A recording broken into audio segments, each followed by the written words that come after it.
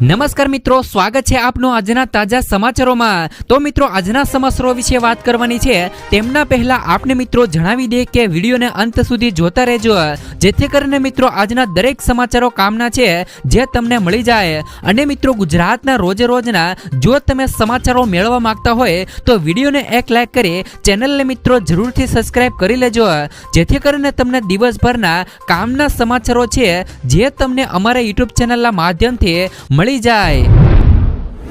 તો મિત્રો, આજના સૌથી પહેલા સમાચારો વિશે વાત કરીએ તો ખેડૂતો માટે આવી ગઈ ખુશ ખબર। મુખ્યમંત્રી વિષ્ણુદેવ સાયે જાહેરાત કરી છે કે રાજ્ય સરકાર મિત્રો જમીન વિહોણા ખેડૂતોને 10,000 રૂપિયા આપવાની છે। તેમણે મિત્રો શક્તિ જિલ્લામાં આ જાહેરાતો કરી છે। મુખ્યમંત્રીએ એવી પણ માહિતી આપી હતી કે આગામી એક સપ્તાહમાં ડાંગરની ખરીદીની રકમ ખેડૂતોના બેંક ખાતામાં મોકલી દેવામાં આવશે। તો આ ઉપરાંત 5,62,000 થી પણ વધુ ભૂમિહીન લોકોને 10,000 રૂપિયાની સહાય છે, તે મિત્રો આપવામાં આવશે। શક્તિમાં આયોજિત સુશાસન કાર્યક્રમમાં મુખ્યમંત્રીએ ₹168 કરોડના વિકાસ કામોનું લોકાર્પણ અને શિલાન્યાસ કર્યો હતો। આ પ્રસંગે તેમણે જિલ્લાને 173 વિકાસ યોજનાઓની ભેટ પણ આપી હતી। ત્યાર પછીના સમાચારો વિશે વાત કરીએ તો સરકાર બજેટ સત્રમાં આવકવેરા બિલ રજૂ કરી શકે છે। નરેન્દ્ર મોદી સરકાર દ્વારા મિત્રો સંસદના આગામી બજેટ સત્રમાં કામ કરતા લોકોને મોટી રાહત આપી શકે છે।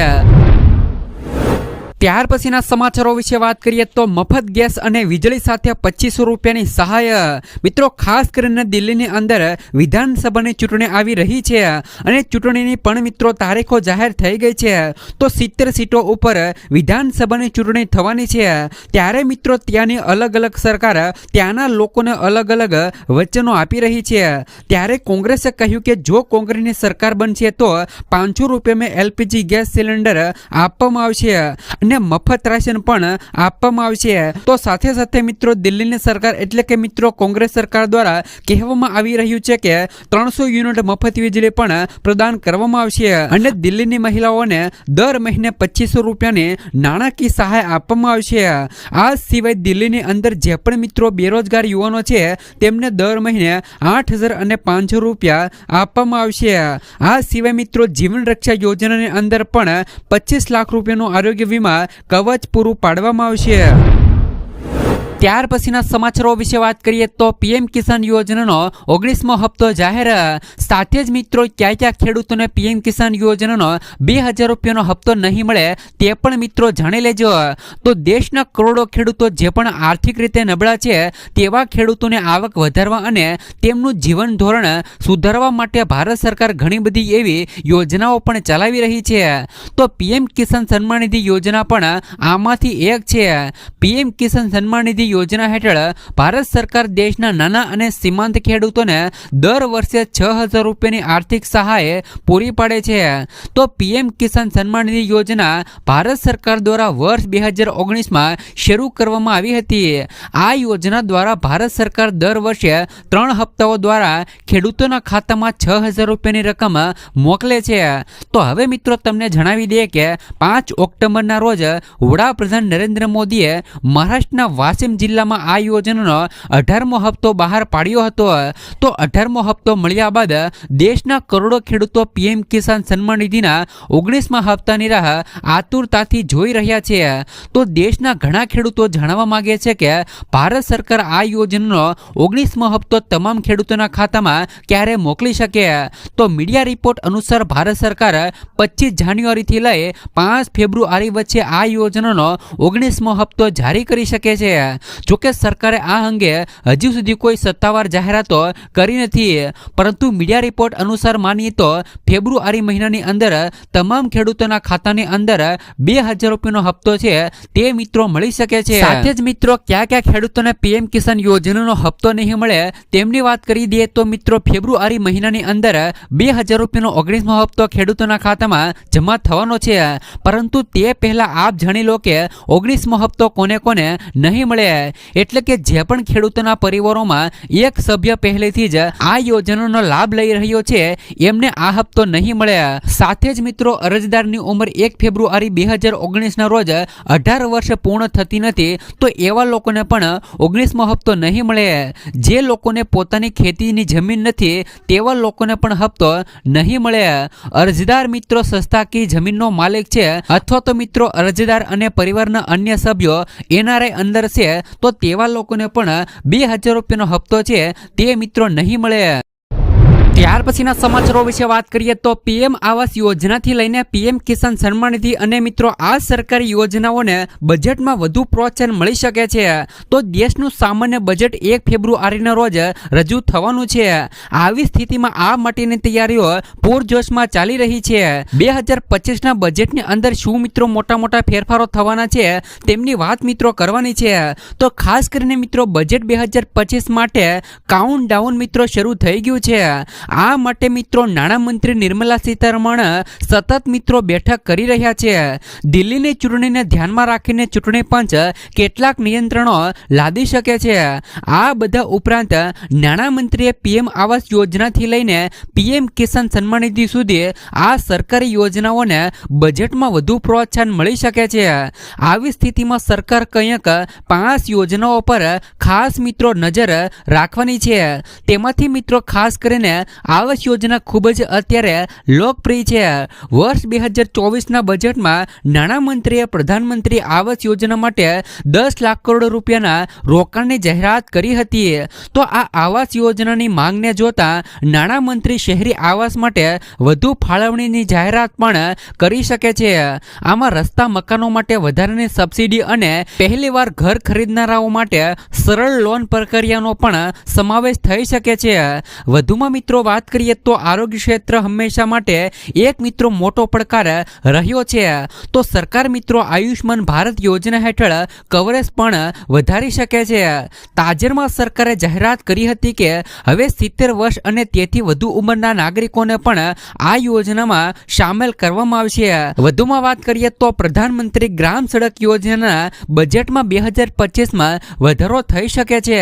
ગયા મહિને એક અહેવાલમાં જણાવવામાં આવ્યું હતું કે સરકાર આ યોજના માટે બજેટમાં લગભગ 10% વધારો કરી શકે છે. આ યોજના હેઠળ નાણાકીય વર્ષ 2025 માટે 16,100 કરોડ રૂપિયા ફાળવવામાં આવ્યા હતા. તો ગયા વર્ષે મિત્રો 14,800 કરોડ રૂપિયા હતું. વધુમાં મિત્રો વાત કરીએ તો ખેડૂતો લાંબા સમયથી પણ સરકાર પાસેથી સસ્તી લોન, ઓછા કર અને મિત્રો PM કિસાનની રકમ બમણી કરવાની માંગ કરી રહ્યા છે. એક મિત્રો માંગ એ છે કે મિત્રો વાર્ષિક PM કિસાનનો હપ્તો 6,000 રૂપિયાથી વધારીને 12,000 રૂપિયા કરવામાં આવે. આનાથી મિત્રો ફુગાવાની અસર ઓછી થઈ શકે છે. આવી સ્થિતિમાં મિત્રો આ યોજના હેઠળ રોકડ સહાયની રકમ પણ ખેડૂતો માટે વધી શકે છે. વધુમાં મિત્રો વાત કરી દઈએ તો મિત્રો MSME એ ભારતીય મિત્રો અર્થતંત્રની કરોડરજ્જુ છે. આ ક્ષેત્રને મજબૂત બનાવવા માટે બજેટ 2025માં ઘણા બધા પગલાં લઈ શકાય છે. ત્યાર પછીના સમાચારો વિશે વાત કરીએ તો લઘુત્તમ ટેકાના ભાવે ઘઉંનું વેચાણ કરતા ખેડૂતો માટે નોંધણી શરૂ. નાયબ જિલ્લા મેનેજર ગુજરાત રાજ્ય નાગરિક પુરવઠા અને નિગમ મિત્રો સુરેન્દ્રનગરની એક અખબારી યાદીમાં જણાવ્યા પ્રમાણે ખેડૂતોને મિત્રો ઉત્પાદનના પોષણક્ષમ ભાવ મળી રહે તે માટે રવિ માર્કેટિંગ યાર્ડ સિઝન 2025 અને 26માં રાજ્ય સરકાર દ્વારા લઘુત્તમ ટેકાના ભાવ ₹2425 પ્રતિ ક્વિન્ટલ ઘઉંની ખરીદી ગુજરાત રાજ્ય નાગરિક પુરવઠા નિગમ મારફતે કરવામાં આવશે. તો લઘુત્તમ ટેકાના ભાવને ઘઉંનું વેચાણ કરવા ઈચ્છુક ખેડૂતોએ ઓનલાઈન નોંધણી રાજ્યમાં સ્થાનિક ગ્રામ્ય કક્ષાએ એટલે કે મિત્રો VCE મારફતે 1/1/2025 થી શરૂ કરી દેવામાં આવી છે. આથી ઈચ્છુક તમામ ખેડૂત મિત્રોને નોંધણી કરવા અપીલ કરવામાં આવી છે. ત્યાર પછીના સમાચારો વિશે વાત કરીએ તો ગુજરાતની શાળાઓમાં મોબાઈલ ફોન પર લાગી શકે છે પ્રતિબંધ. આજના ડિજિટલ યુગમાં મોબાઈલ અનેક કાર્યોને સરળ બનાવી દીધા છે. બીજી તરફ નાના બાળકોમાં મોબાઈલનું વ્યસન વધી રહ્યું છે. તેના પરિણામો તદ્દન ચોંકાવનારા રહેલા છે. બાળકોમાં મોબાઈલની લતને લઈને દેશભરમાં એક પછી એક ખરાબ સમાચારો સામે આવી રહ્યા છે. તાજેતરનો એક કેસ મિત્રો ગુજરાતના સુરતનો છે. અહીં મિત્રો 8મા ધોરણની એક વિદ્યાર્થીનીએ તેમની માતાએ મોબાઈલ ફોન ન આપતા ફાંસી લગાવીને આત્મહત્યા કરી હતી. તો ગુજરાતના શિક્ષણ મંત્રી પ્રફુલ્લ પાનસરિયાએ આ ઘટના પર શોક વ્યક્ત કર્યો છે. આ સાથે તેમણે કહ્યું કે શાળામાં મોબાઈલ ફોન લઈ જવા પર સંપૂર્ણ પ્રતિબંધ લગાવવો જોઈએ. તેમણે એમ પણ કહ્યું કે તેઓ આ મુદ્દે નિષ્ણાતો, વાલીઓ અને અન્ય લોકો સાથે ચર્ચાઓ કરશે. આના વિશે મિત્રો તમારું શું કહેવું છે? ગુજરાતની મિત્રો તમામ શાળાઓની અંદર મોબાઈલ ફોન વાપરવા માટે એટલે કે મિત્રો વિદ્યાર્થીઓને લઈને મોબાઈલ વાપરવા અંગે પ્રતિબંધ લાગવો જોઈએ કે નહીં? ત્યાર પછીના સમાચારો વિશે વાત કરીએ તો મોદી સરકારની ખેડૂતોને મોટી ભેટ. સરકારે પ્રધાનમંત્રી ફસલ બીમા યોજના માટે મિત્રો ફાળવણીની વધારીને ₹69,515 કરોડ કરી છે. વડાપ્રધાન નરેન્દ્ર મોદીની અધ્યક્ષતામાં મળેલી કેબિનેટની બેઠકમાં ખેડૂતોના હિતમાં ઘણા મહત્વપૂર્ણ નિર્ણયો લેવામાં આવ્યા હતા. પાક વીમા યોજના અને ડીએપી ખાતર પર સબસિડી સંબંધિત મોટી જાહેરાતો કરવામાં આવી હતી. કેન્દ્રીય મંત્રી અશ્વિની વૈષ્ણવે કહ્યું કે 2021 અને 26 દરમિયાન મિત્રો પ્રધાનમંત્રી પાક વીમા યોજના માટે ₹69,515 કરોડ રૂપિયાનું બજેટ નક્કી કરવામાં આવ્યું છે. આ યોજના 2025 અને 26 સુધી ચાલુ રહેશે અને ખેડૂતો તેમના પાકને કુદરતી આફતોથી બચાવવા માટે કવરેજ મેળવતા રહેશે. આ નિર્ણય 1 જાન્યુઆરી 2025ના રોજ મળેલી પ્રથમ કેબિનેટ બેઠકમાં લેવામાં આવ્યો હતો. ત્યાર પછીના સમાચારો વિશે વાત કરીએ તો મિત્રો મહાકુંભમાં આગમાં 50થી વધુ ટેન્ટ સળગ્યા. પ્રયાગરાજમાં મહાકુંભ મેળા વિસ્તારમાં સાંજે લગભગ 4:30 વાગ્યે આગ લાગી હતી. આ આગની ઘટનામાં 50થી વધારે ટેન્ટ બળીને મિત્રો ખાક થઈ ગયા હતા. આગ બુઝાવવા માટે 12 ફાયર બ્રિગેડ મોકલવામાં આવી હતી. ફાયર બ્રિગેડે મિત્રો 1 કલાકમાં આગ પર કાબુ મેળવ્યો છે. એક સંન્યાસીની 1 લાખ રૂપિયાની નોટ પણ બળી ગઈ હોવાનું પણ સામે આવ્યું છે. તો પીએમ મોદીએ પણ સીએમ યોગીને ફોન કરીને ઘટનાની સંપૂર્ણ વિગતો મેળવી હતી. ત્યાર પછીના સમાચારો વિશે વાત કરીએ તો રાસાયણિક ખાતરના ભાવમાં વધારો થતા ખેડૂતોમાં રોષ. ઇફકો દ્વારા રાસાયણિક ખાતરના ભાવમાં વધારો જાહેર કરવામાં આવ્યો છે. તેને પગલે ખેડૂતોમાં રોષ ભભૂકી ઉઠ્યો છે. રાસાયણિક ખાતરના વધેલા ભાવ અંગે રાજકોટના ધોરાજીના ખેડૂતોએ પોતાની નારાજગી વ્યક્ત કરી હતી. ખેડૂતોનો આક્ષેપ છે કે ખાતર વગર ઉનાળુ વાવેતર શક્ય નથી.